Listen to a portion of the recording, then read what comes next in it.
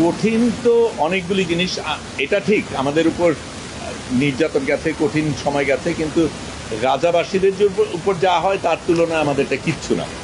যেই জিনিসগুলি হয়েছে সেটা প্রথমে আমাদের একেবারে শুরু থেকে যেই জিনিসগুলি ছিল, একেবারে প্রস্তুতির দিক থেকে অনেকগুলি সতর্কতার ব্যাপার ছিল, নিরাপত্তার ব্যাপার ছিল, অনেক কিছু আপনারা জানতে চেয়েছেন, আপনাদের জানানো যায়নি নিরাপত্তার কারণে, কিন্তু আমাদের একটা স্ট্র্যাটেজিক্যালি চলতে হয়েছে। আমি প্রথমে এই ফ্লোটিলায় যাওয়ার সুযোগ পাই 24 তারিখে সম্ভবত সেপ্টেম্বরে, তখন আমি নিউ ইয়র্কে। তখন খুব দ্রুত টিকিট কেটে ঢাকায় এসে ঢাকার থেকে বদল করব, কাজে আমি ওখান থেকে আম্মান যাই, আম্মান থেকে দোহা যাই, দোহা থেকে ঢাকায় আসি, ঢাকায় এসে এখানকার কিছু কাজ সেরে অল্পক্ষণের মধ্যে আবার ফ্লাইট নিয়ে রোমে যাই। রোমের থেকে আমরা যেখানে যাওয়ার কথা ছিল 28 তারিখ সন্ধ্যার মধ্যে আমাদের ব্রিন্দিসি বোধহয় জায়গাটার নাম,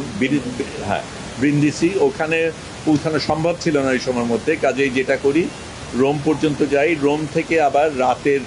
বাস নিয়ে 10.5 ঘন্টা গিয়ে লেচ্ছেতে যাই, সেখান থেকে আরেকটা বাস নিয়ে ট্রেন স্টেশনে যাই, ওখান থেকে ট্রেন যাত্রা করে আরেকটা বাস নিয়ে বাকি পথ হেঁটে ওখানে আমি 29 তারিখ সকালে পৌঁছাই। সেই দিন আমাদের প্রস্তুতি পর্ব ছিল, ট্রেনিংয়ের ব্যাপার ছিল, পরের দিন সকালবেলা আমরা রওনা দিই এবং তখন থেকে আমরা যাত্রা শুরু করি। তারপরে আমাদের আগে ছোট 8টা ফ্লোটিলা রওনা দিয়েছিল, তারপরে আমরা রওনা দিই। এটা ছিল সবচাইতে বড় ফ্লোটিলা পুরো সব কিছুর মধ্যে, অনেক বড় অন্যদের থেকে, এবং আমাদের প্রধান এর মধ্যে আরোহী ছিল